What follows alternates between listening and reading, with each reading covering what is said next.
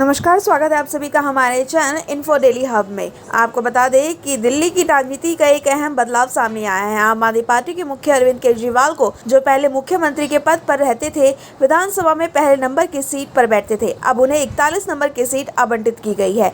ये सीट मुख्यमंत्री की सीट से कुछ ही दूरी पर है, जिससे ये स्पष्ट होता है कि अब दिल्ली की सत्ता की भागदौड़ किसी और के हाथ में है। अरविंद केजरीवाल की जगह अब दिल्ली के मुख्यमंत्री की जिम्मेदारी की पार्टी सीनियर नेता और शिक्षा मंत्री अतिशी ने संभाल ली है। विधानसभा में अतिशी को पहले नंबर की सीट आवंटित की गई है, जो पारंपरिक रूप से मुख्यमंत्री के लिए आरक्षित होती है।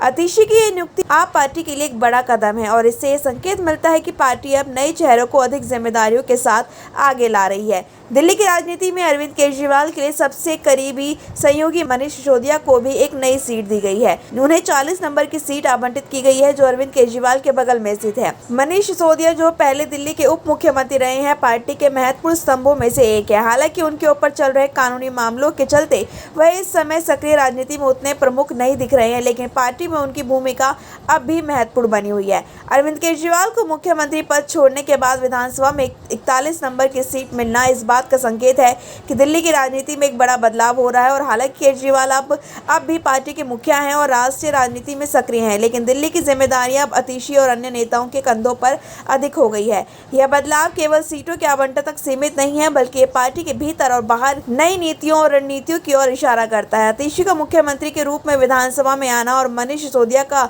अभी भी महत्वपूर्ण स्थान बनाए रखना पार्टी के भीतर शक्ति संतुलन की नई तस्वीर को दर्शाता है। आपको बता दें, आम आदमी पार्टी ने हमेशा से युवा और शिक्षित नेताओं को महत्व दिया है और अतिशी इसका जीता जागता उदाहरण है।